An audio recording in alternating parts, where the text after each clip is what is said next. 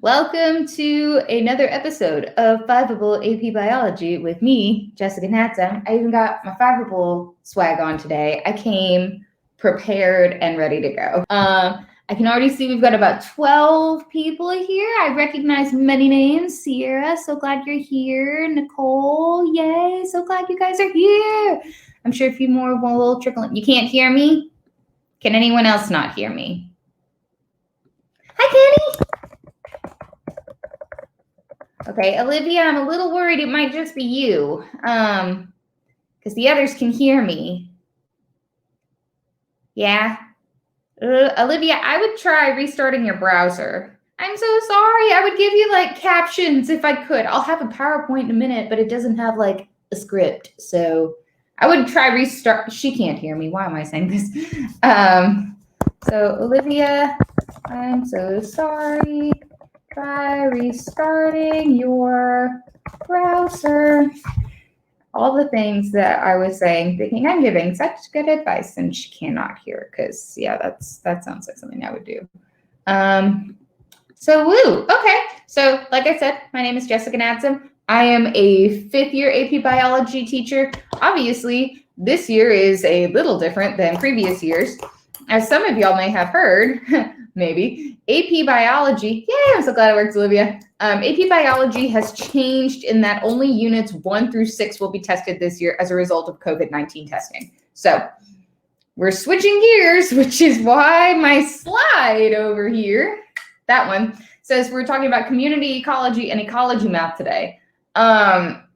We ain't, because ecology is no longer on the AP exam. They have removed it for the sake of so many people being out of school. It's not fair for them to try to learn it over the next 6 weeks while they're not in school. And so the theory is that everyone should already have units 1 through 6. I know sometimes teachers teach a little bit backwards. Like, for example, I start with ecology, but luckily we had just finished unit 6. So needless to say, that's why the title of this slide doesn't match what we're doing today. So let's talk about what we're actually doing today. Oh, don't forget, with all this free time that a lot of us have now, good. But if you're looking for really targeted support, you can go to the Q&A sessions and be like, hi, help me. And they'll be like, okay, I got you. Or if you just want to do review, kind of like we are here, this is a great option as well. So great job to y'all. There's the schedule. Y'all can read. Don't forget, we're on the internet. We're all millennials or younger here, right? Maybe there's another teacher on here who's older, but I think most of us are familiar with these things. So if I was you, I would go into my Twitter or my Facebook or my Instagram or my YouTube or whatever other app you got and look up @ThinkFiveable and follow it. Of announcements and things, and we're closely, if you want to get like really quick announcements on what's happening with testing in terms of dates and content and things like that, follow us. So also we just like to think we're cool and we're millennials, so like we need likes like everyone else. So on from that blurb, here's what we're actually going to talk about today, since we're not talking about ecology. My goal today is that you are able to complete certain FRQ question types, because in case you did not hear this either, the AP exam is now entirely FRQ. There are no more multiple choice questions. My understanding is that this is in order to cut down on cheating, because it's harder to cheat on a free response test. It's also only 45 minutes, which means there won't be very many questions. Again, short time frame, harder to forge your work, perhaps. So that's my educating, and that's what Trevor Packer said. Yeah, Trevor Packer is like the Brad Pitt of AP. But so that's why they're doing it. Also, only 40, and frankly, testing from home is stressful. I currently am in like an online grad school program, and it is stressful doing all that stuff at home. Making it shorter as a result, it's all FRQs. I am an AP reader. I have gone and I have graded AP tests before. So I like to think I know what I'm doing. I like to think that. But I have a very good understanding of how FRQs work. And for that reason, I really want to focus on the type of FRQs you can expect from the first 2 units, Unit 1 and Unit 2. If you remember, Unit 1 was Chemistry of Life, which was Unit 2 was Structure and Function. So that's where you got into like membranes and hypertonic and osmoregulation and all these other buzzwords. You're like, oh no, not that again. That's I know, because they love to throw those kind of questions on FRQs, and now the test is only FRQ, so that's what we're gonna do. I honestly don't know. I've heard that a lot, and I mean, to be perfectly honest, like obviously you should never cheat. But the reality is I don't know if AP is going to have a way to police it, which makes me think they'll just make the questions really hard so that even if you have it open book, there's like, it's not going to really help, if that makes sense. You just have to know your content. Like you won't have time to go flipping through your book trying to find the information. Because if you remember with AP is not a memorization game. AP is application, which is what we're going to look at in these FRQs today. So it's mostly analysis and conclusion based, I think. Yes. So AP is all application analysis. It's not going to ask you, what are the organelles? You can look that up in a book. So it's not really like the kind of thing an open book would help you, because you have to know your stuff well enough that you already have it memorized so that you can apply it to answer the question. And we'll see that today. So today we're going to kind of review that content that you should have memorized. We're going to talk about properties of water, cell membranes, membrane transport, tonicity. That's like hypertonic, isotonic, hypotonic. And then we're going to talk about a couple of common lab questions that I've seen. Some of them are older just because only older lab questions are released. So I acknowledge the formatting isn't great on these, and you may not have seen them before just because they're old. But I feel like it's valuable for you to see because it's the type of question they're going to give. It's FRQ. And who knows what AP is going to pull out of their hat. Plus, these are very applicable to you guys because some of you should have done labs over these before. So we're going to talk about them. So the first one is going to be, or what I want you to think of when you think of those lab-based questions.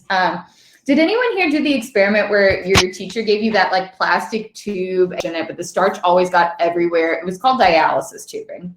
Did anyone do that lab in class? Yep. Whoop, whoop. Kenny, where are you? I know you did it because you're in my class. Kenny, you did it. You're in my class.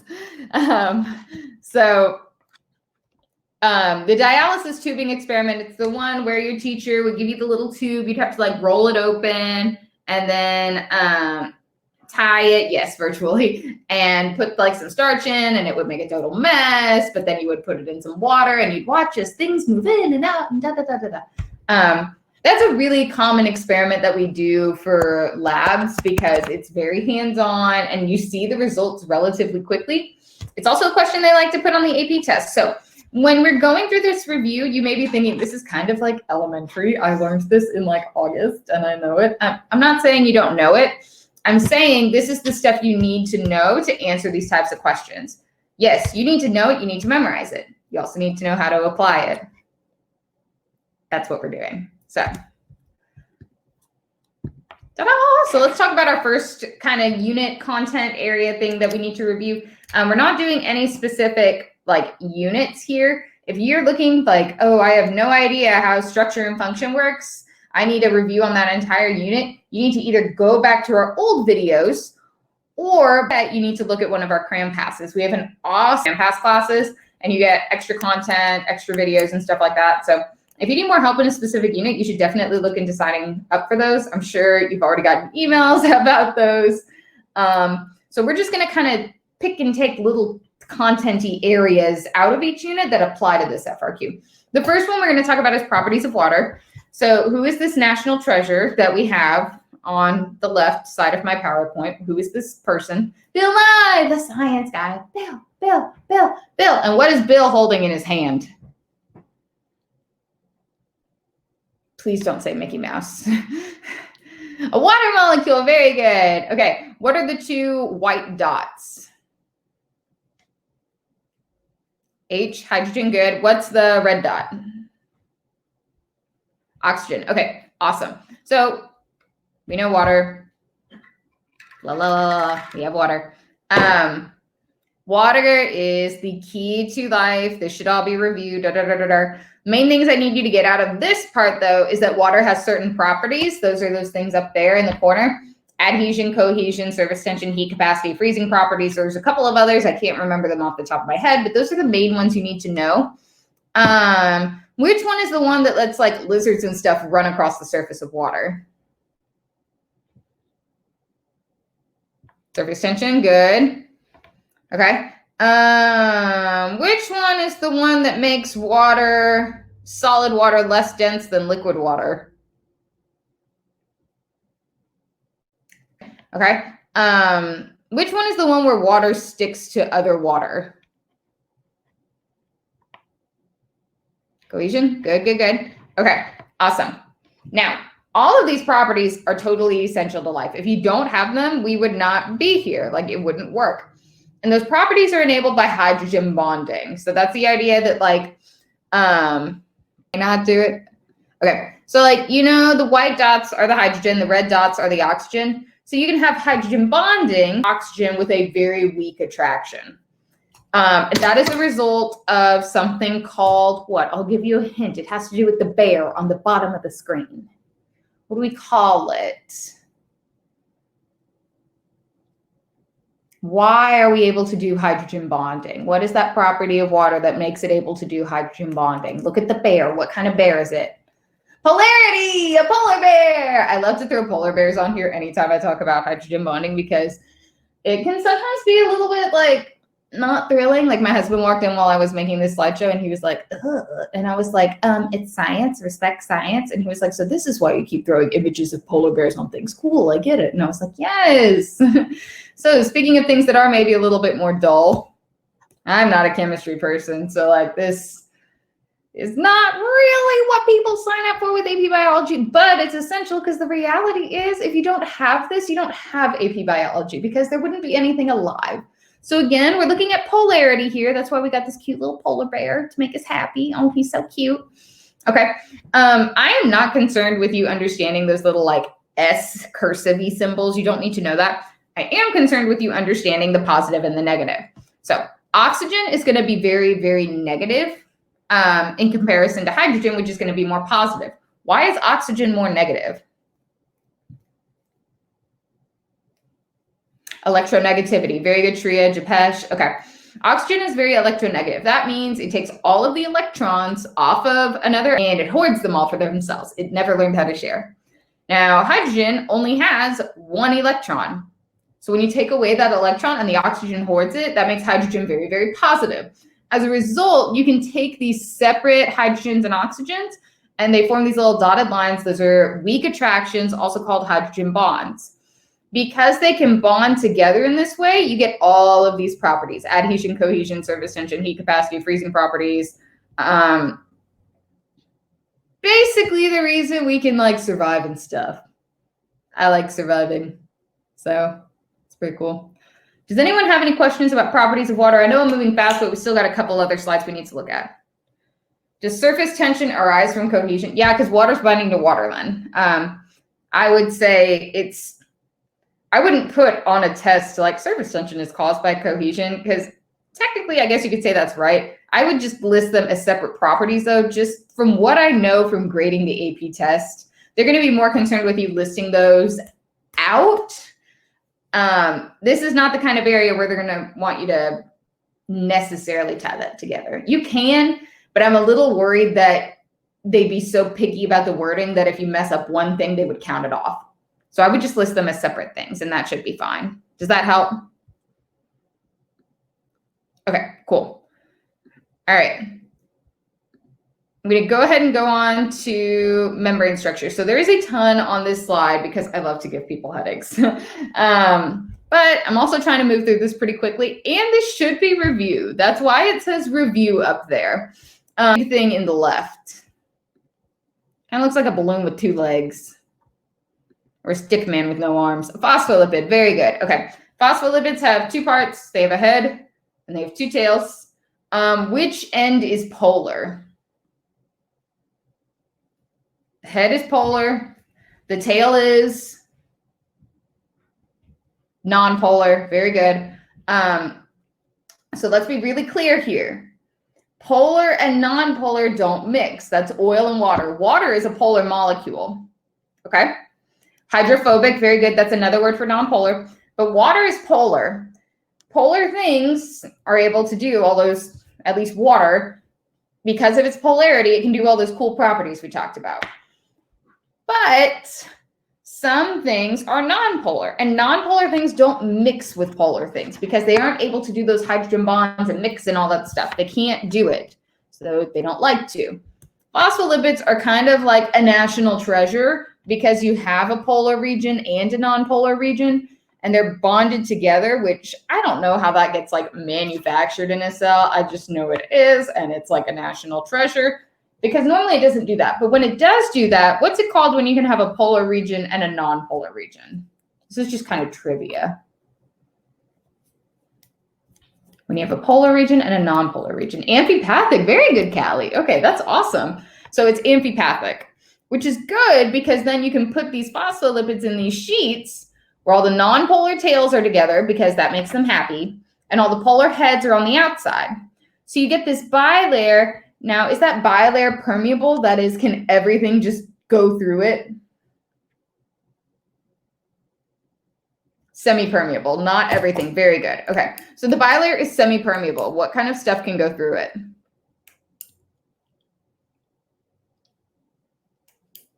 Small, non-polar stuff. You guys are rocking it. Woo, I love how quickly we're answering today. Okay, at least not straight through the membrane. They're going to need it on here. One of which looks like an alien wasteland. It is not an alien wasteland. That is just what your cells look like, which is kind of terrifying.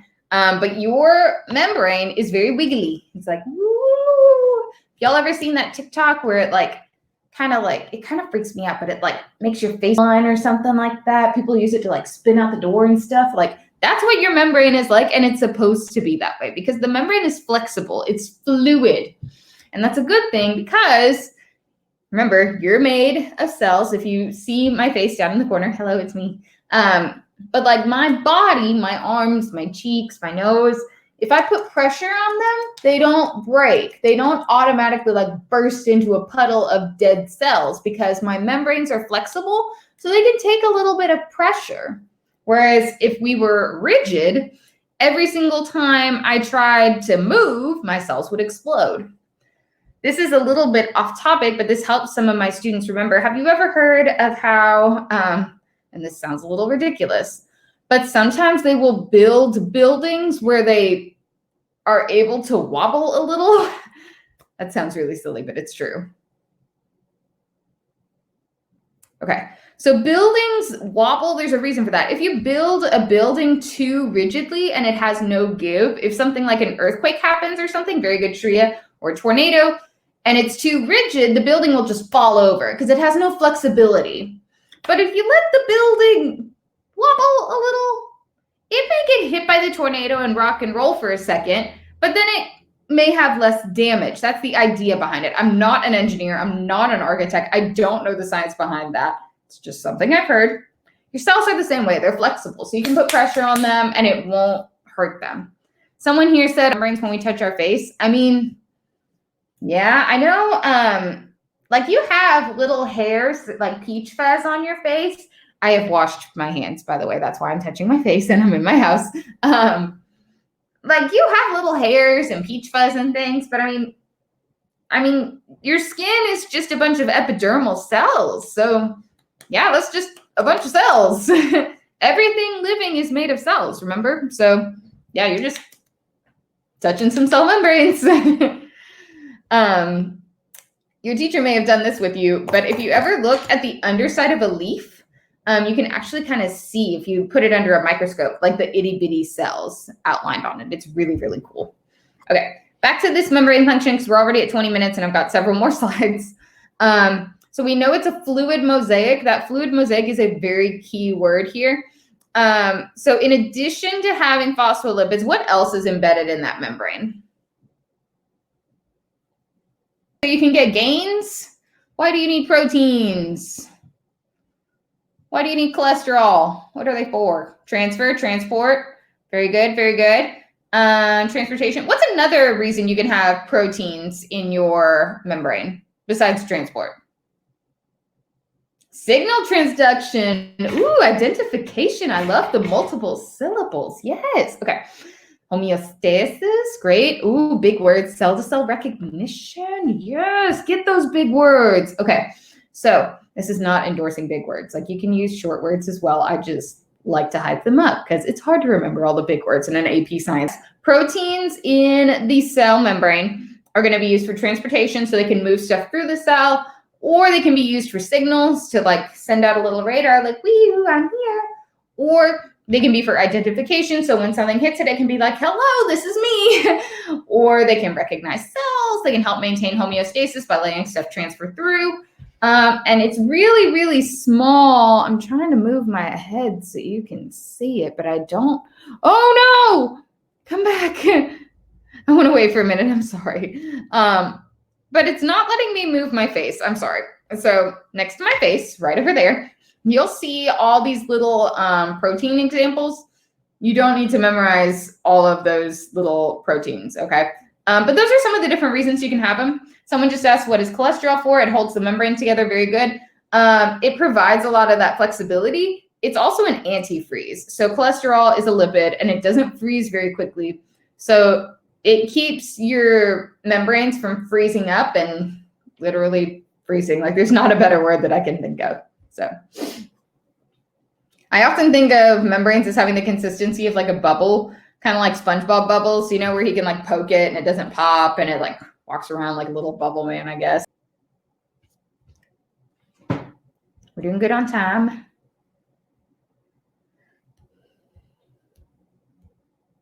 Okay, I'm going to move on. Okay, so let's talk about the actual transportation part that's coming into these membranes. So like we said earlier, this membrane is semi-permeable. Hydrophobic. What's another word for hydrophobic?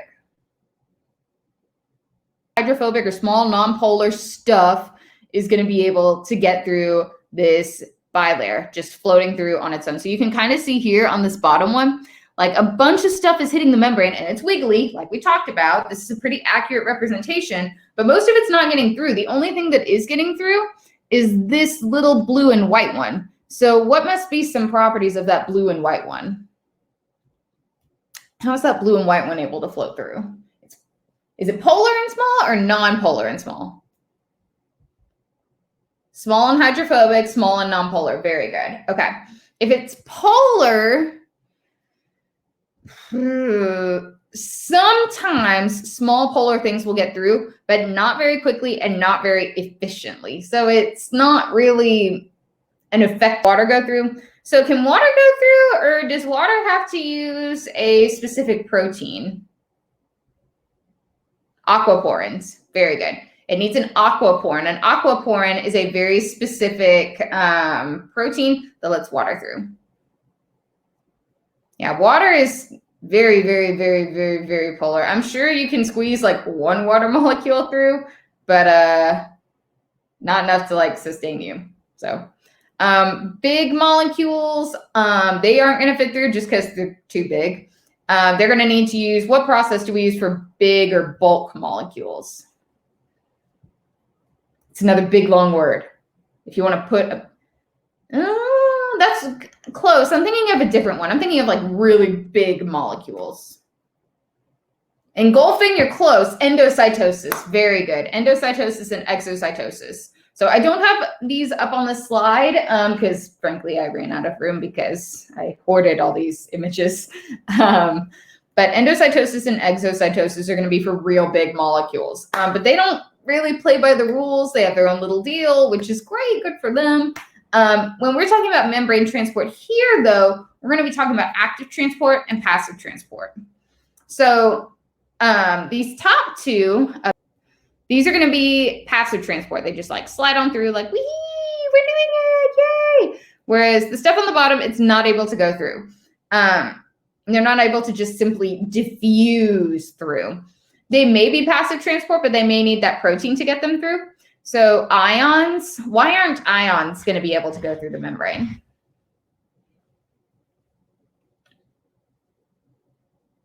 They're charged. What's another word for that charge? They're polar. Very good. They're not nonpolar. Yes. So ions, they're not going to be able to fit through. You may have heard of something called the sodium-potassium pump. That's down here on the bottom. Sodium-potassium, the pump is because those are charged ions. Okay. Getting a little ahead of myself. We'll come back to that. So keep in mind, you've got to know the concentration gradient. Does the concentration gradient go from high to low or low to high? High to low. Very good. Okay. And over time, it eventually will reach what point?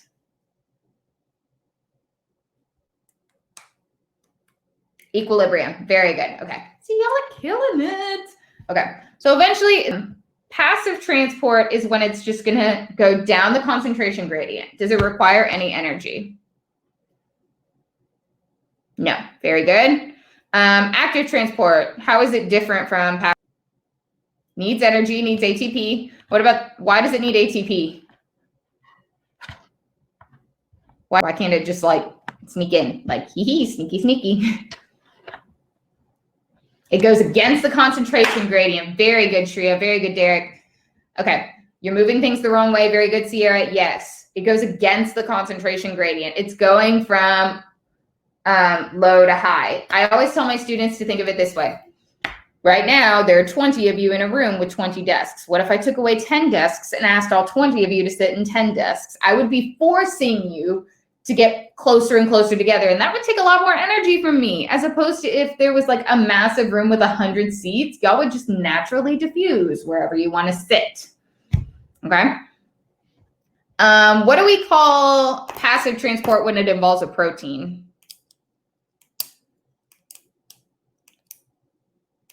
Facilitated diffusion. Very good. Okay. What do we call diffusion when it involves water, the movement of water? Osmosis. Yay. Oh, y'all are so fast. This is great. Okay. We're 30 minutes in, so I'm going to go ahead and go on to the next slide. So we still have a full like 20 minutes to do the FRQs. Does anyone have any questions though before I move on? Nope. Nope. Nope. Nope, nope, nope, nope, nope, nope. Okay, and I'm like, but for real though, if you go to like nursing school, you do have to know this, or any form of medicine, because bad things happen if you don't match their like fluid levels. So that's why Gatorade is so important. It has electrolytes and Pedialyte and what's the other one? Powerade. So we're going to talk a little bit about electrolytes here in this tonicity review. Okay, this should be familiar because again, this is a review. You often, when you talk about tonicity, you will see this diagram of like blood cells either shrinking or normal, like little donuts, or exploding. You'll often see these beakers that have this semi-permeable membrane. What else do we know of that is semi-permeable?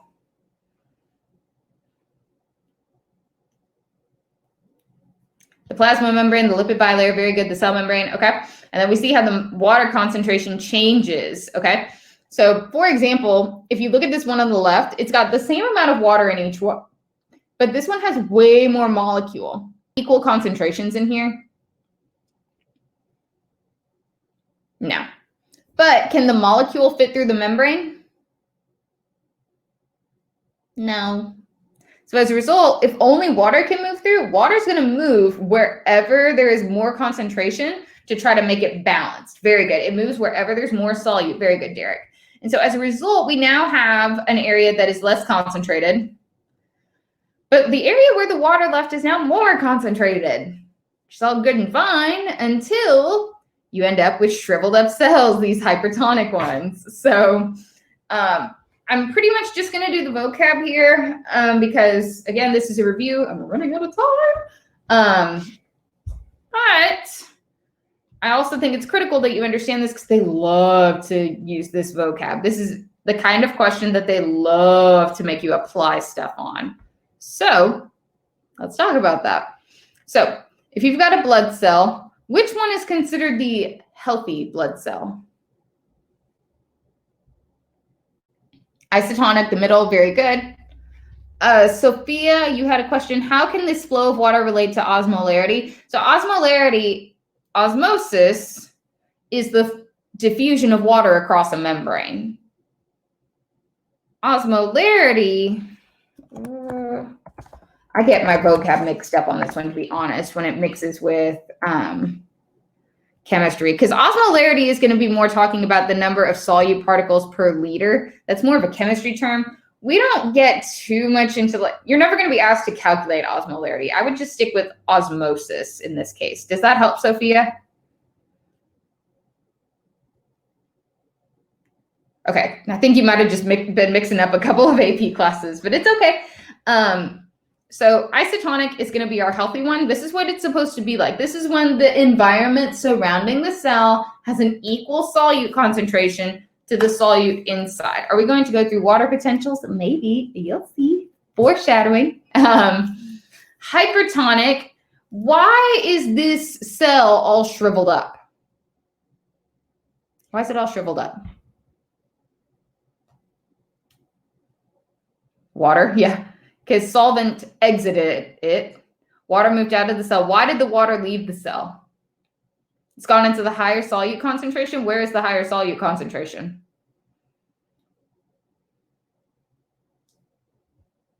Outside the cell. There's more solute outside the cell to make the solute go inside the cell. Whoa, can the solute go inside the cell? Be very, very careful with that. They will tell you specifically on the question if the solute can cross the membrane, or they will say a large polar molecule, and you'll be like, that can't cross the membrane, because I know this, because I remember my membrane transport rules. So be very careful. When we're talking about osmosis, we're only talking about the water. Don't talk about the solute unless it tells you to. Only talk about the water. That is the safest way to make sure you don't cross yourself and lose a point. So yes, water moves outside to match that outside concentration. This is a hypertonic solution. It makes the cells shrivel up. But on the other hand, hypotonic, this is what happens if someone gets an IV of straight water with no electrolytes in it. As a result, you suddenly have way more concentration inside the cells, and so all that water flows into the cells, and the cells do what? They burst, they explode, they lyse, they implode. It's not good. So we would prefer our cells not explode because, you know, we like our cells. So anyone have any questions about this tonicity vocab? It's a little daunting. So please ask questions if you have them.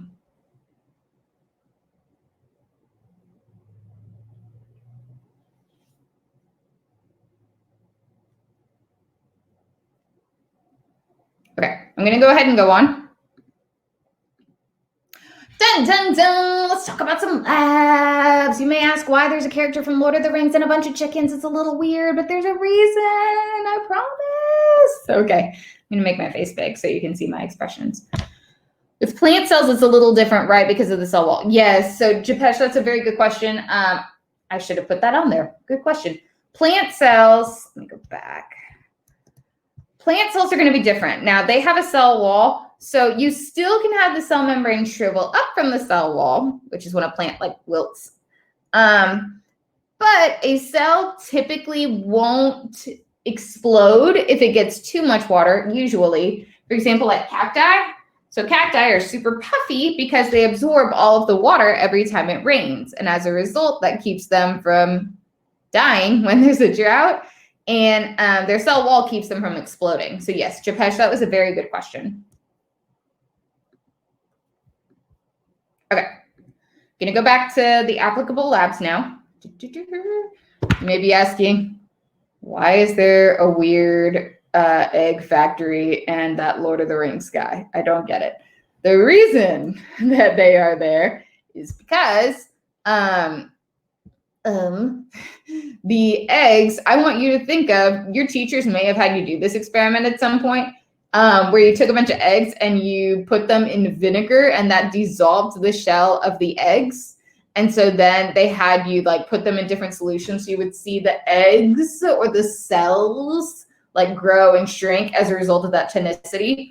So that's a lab that you've done before. Some of you may have done before that they love to talk about on the AP test. I've got an example coming up in a minute.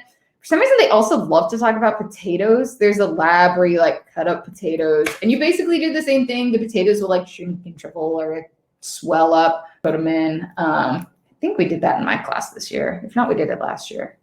I can't remember. We did potatoes. Okay, thank you, Kenny. Thank you for keeping that together for me. Okay, so we're going to talk about these labs. And the reason I'm bringing them up is because a lot of teachers do them.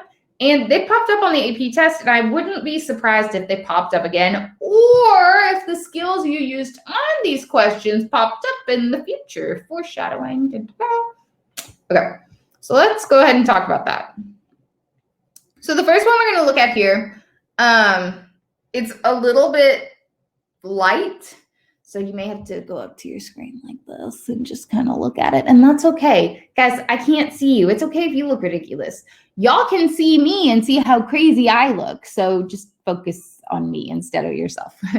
Oh, there's nothing in my teeth. That'd be awkward. Okay, so a student conducted an experiment to determine the molar concentration of solutes in chicken eggs. Eggs were soaked in vinegar to remove the cells, so this is that lab. The eggs were then placed in sucrose solutions of different concentrations. The data is shown in the table below. So we see these sucrose concentrations. Initially, this is the mass of each egg, the final mass, the concentration of sucrose they were put in, the change in mass, and the percent change in mass. Okay, so pretty close to what kind of lab you would have done in class, okay? So the first thing it asks you to do here is construct a graph. I love when FRQs tell my students to construct graphs, because graphs are a lot of bang for your buck in terms of points, because you usually get 3, if not 4 points just for making a graph. And graphs are application, but they're not as strenuous application. Then there will be a question when they ask you to explain it and predict something and da-da-da. But those are usually only worth a point or 2 as compared to drawing the graph, which is like half the points. So always draw the graph. So in this one, it asks you to construct a labeled graph on the axes provided to best illustrate water movement in and out of the cell. Okay. Then you're going to explain why there is a difference in percent of mass change in the eggs and the different sucrose solutions using the data, the molar concentrations of the chicken egg cytoplasm, and justify your answer. Another thing I tell my kids to do, and this would work if you had this like on paper in front of you so you could like circle and highlight and stuff. I always tell them circle the bolded words, because that's where you figure out how many points things are worth. So for example, I already told you constructing a graph is usually going to be about 3 points. How many points do you think an explain type question is? 2. Okay. 1. What about justify? The bulk of those points are going to be in the graph. So I always say first. Okay. It's very easy to get partial credit for a graph, even if you're not quite sure what you should be putting on it. So I always tell my students, do the graph first. So this is a really good example of a type of lab question where you've done the lab, and this is the knowledge that we've talked about. So you need to talk about how water is moving. That's the tonicity.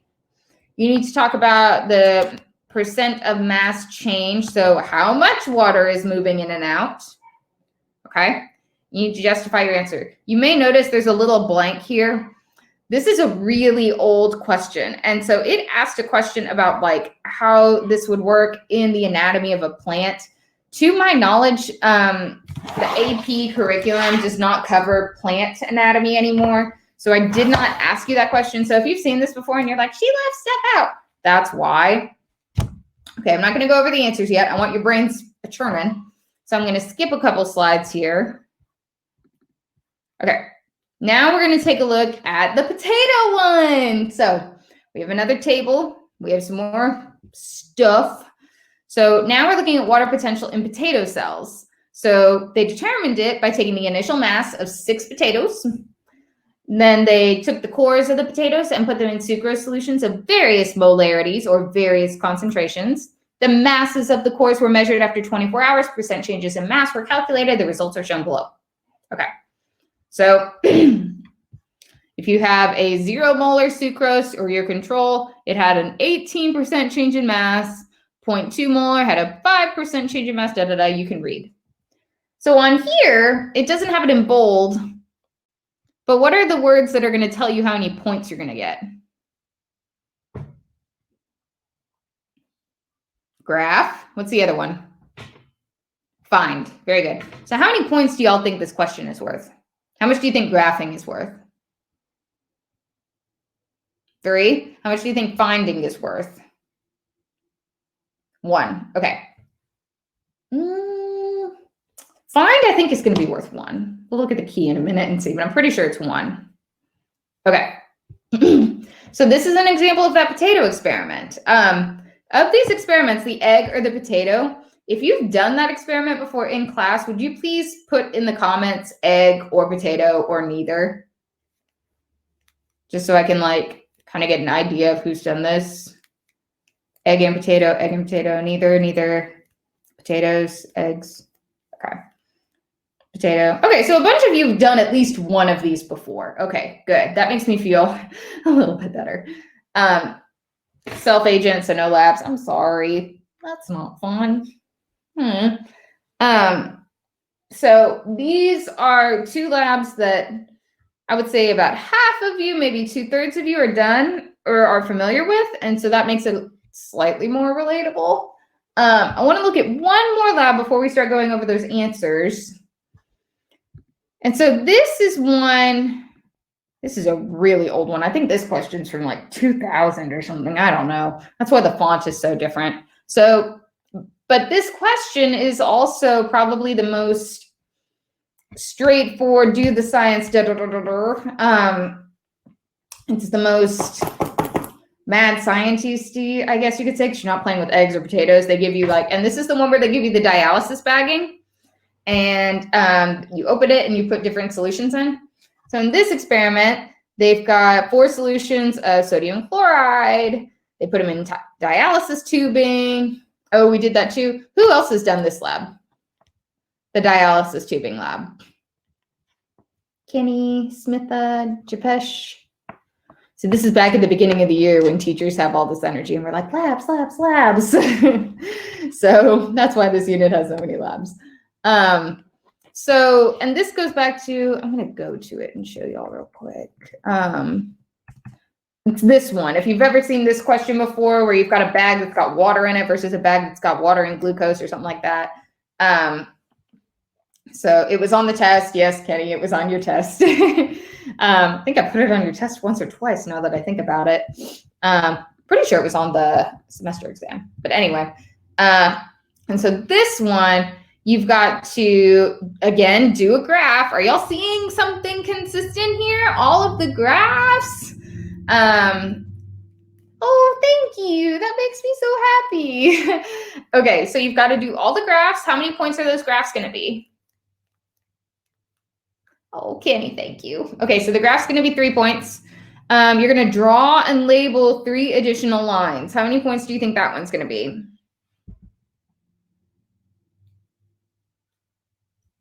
Let me make this a little easier. How many points for the draw?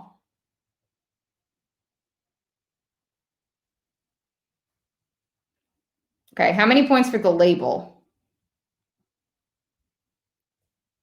Honestly, I'm just guessing. That's totally okay. 1 for each, okay?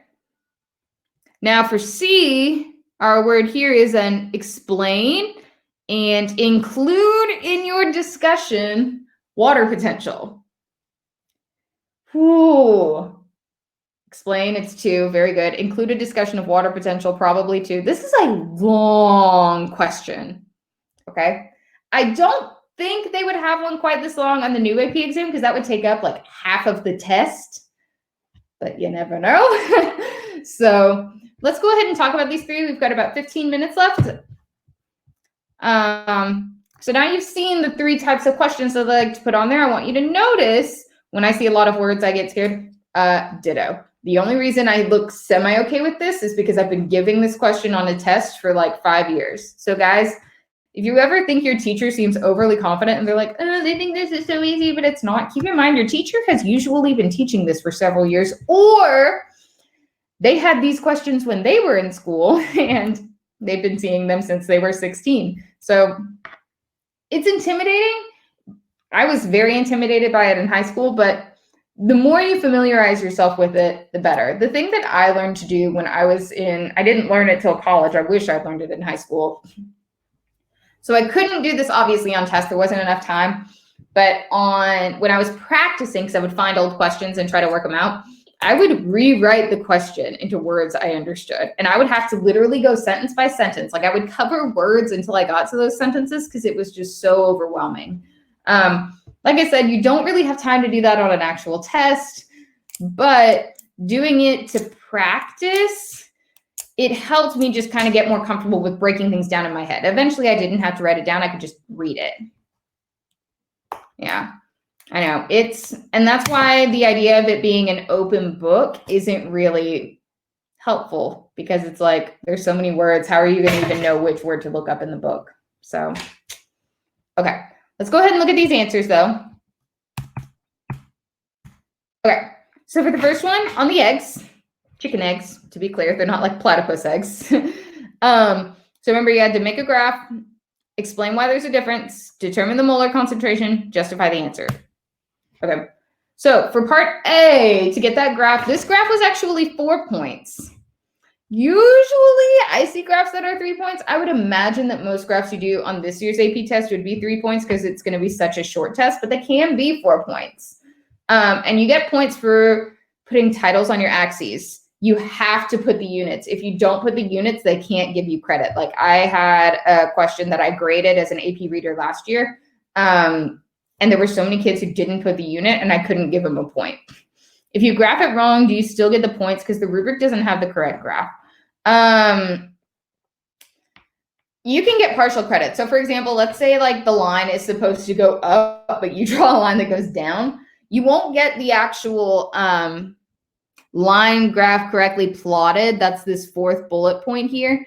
But if you say labeled your axes properly and you did do the right data, you just plotted it wrong, you would still get those points. So like I said, graphs are great because you can get partial credit even if you mess up or if you don't have time to finish it, which is nice. Okay. The other thing I want you to notice is, so obviously you need to pick the right data. So the molar concentration versus the percent change in mass. You have to put the axis and data scaled. Okay. Standard error bars. So I'll be honest, like I haven't seen a question with standard error bars in a while. And the ones that I did, they're all very old. So I don't know if they're still making you do that. I doubt they would make you do that this year just for the sake of time. But obviously, if you know how to do it, I would remember how to do it. And if you don't know how to do it, it may not hurt to find a Khan Academy video. Okay, part B, we only have 10 minutes left, I'm sorry. So part B on the explain. So remember here, we had to explain why there's a difference in the percent of mass change. So you could get 2 points, but you had to talk about completely one of these to get one of the points. So it says the egg gains mass if the solute concentration is lower outside the egg, hypotonic, causing water to move into the egg. As an AP reader, what I will tell you, they are very, very, very picky about wording. They usually in their head have a certain word they want you to use. My guess would be that that is hypotonic. They want you to tell them hypotonic or hypertonic, but you can't just say hypotonic. Okay? You have to say, oh, this one, or it's hypotonic. This one is losing mass. It must be hypertonic. That means it's shriveling up. You've got to pick the word, but then you've got to explain, yes, exactly. Sorry about that. You have to explain the why. Give the word, give the why. That's why, so like all through this chat, I'll ask you guys questions or whatever, and then I'll ask you more questions, and then I'll be like, yeah, but why? Yeah, but why? And I'm pretty sure most people think I'm like so mean and picky, but the reason is exactly, or else it's vague. Kenny, I've taught you so well. Otherwise it's vague. AP readers don't, that says vague. And if they don't put enough information, like if someone just put hypotonic on my test, I would stamp vague on it. And that means they didn't get the point or the credit, because you don't get partial credit for this. Now that is a cool stamp, vague. Yeah, it's in all caps. It's like vague. The only thing is I wish it had like red ink, but I don't really want to incur more trauma on people. So, but there's a reason why we do that, especially if you're trained to grade an AP test. If it's vague, they won't give you credit. And it's infuriating when you're the one grading it. And it's like, I know you know it, you just didn't give enough information. And I get that these tests are so quick. It's very hard to do everything all at once, but that's why you've got to study and have everything memorized so that you don't even have to think about it. It just pops in your head. That's my spiel. Okay. Let's look at part B real quick. So part B, the correct molar concentration based on the graph is 0.32 molar, 0.3 mole to 0.5 mole. If you put anywhere in between 0.3 mole to 0.5 mole, that would have been acceptable. And so here's their explanation for it, because again, you have to explain it. This explanation was a point. Whenever y is 0, that is whenever there was no sucrose, so it was like the control, there was no change in mass, no net water movement. That meant it was isotonic. So the solute concentration inside the egg and the outside the egg are the same, okay? If we have time at the end, I will come back and try to look at that math with you guys, but we've only got like a few minutes left and I really want to get the rest of this with you. So does anyone have, there should be a video on Fiveable on the math for this unit. So I would go and look at that. But I've only got 6 minutes left and I got 2 more questions. Any other questions about this question? I am not doing the cram sessions. I'm sorry. I really wanted to, but at the time my schedule was so packed, I could not. Now, however, my schedule is much lighter, so I kind of wish I could still do them, but oh well. The person who is doing them is amazing though, so you definitely should still look at doing them. All right, let's talk about potatoes. Potatoes. Yeah, Miss Coffee is great, so definitely go to her cram sessions. Like, they're awesome. Okay, so water potential in potato cells was determined in the following manner, blah, blah, blah. They weighed them, they exposed them to salt and sugar, da, da, da, they changed. Okay, got that. So this one, basically the exact same thing. You're graphing it, you're finding the molar concentration or molarity. Da, da, da, da. Okay, so you get 3 points maximum for this question. It's a very quick question. This is probably the kind of question I would expect on this year's AP exam because it's very, very, very quick. But like I said, we don't know that yet, but this is kind of like what my brain is telling me. So you're getting 2 points for the graph. You only get 2 points for the graph in this circumstance. So the graph isn't quite as rewarding in this circumstance. Still valuable, but all your points for like having the axes, the labels, the scale, and the units are just a single point. Having the proper data points, that's just a single point. Only 2 points for the graph. To determine the molar concentration of the potato cells, you can have anywhere in a range of 0.25 to 0.4. So I want you to notice that on both of these, they give you a pretty wide range. Like on this one, it went from 0.3 to 0.5. On this one, anywhere from 0.25 to 0.4. So if you're a little bit worried, you're like, oh, I need to round this. When it comes to calculating something from a graph, it's okay. I feel like they're going to make the questions really hard if it's open broke, like cure cancer or something.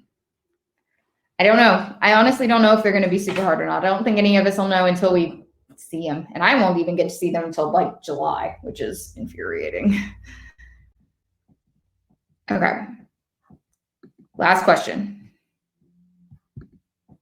Okay. So this is the one where we have the dialysis tubing, and over time, and notice, be very careful here. Notice that this one, we're only looking at the 5% solution. Okay. And we're looking at it outside of the bag. Originally, was there any sodium chloride outside of the bag? Yes or no?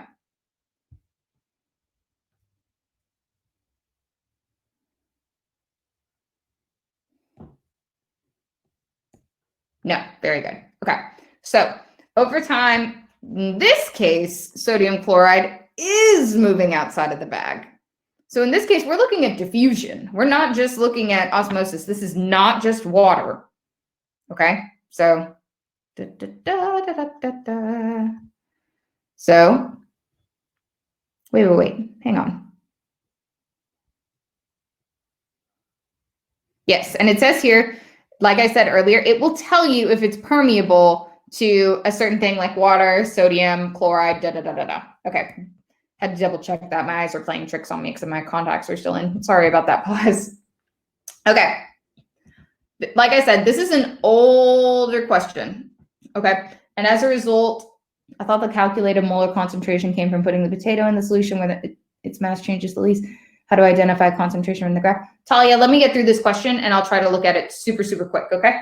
Because I do want to show y'all. Okay. So when we're looking at this particular question, this is another one where you're getting 3 points for a graph. So because it asks you to graph the data. So you get 3 points for the dependent variable and the independent variable. You get, and remember guys, always make sure you put your independent variable on the x-axis, your dependent variable on the y. That's the thing, it's like dry mix. Always do that right. They get real picky about that. Correct axes, scaling, units, and then plot it right. So that's 3 points. Now this is a long question because part B, where you had to make a prediction and label new lines, is up to 4 points.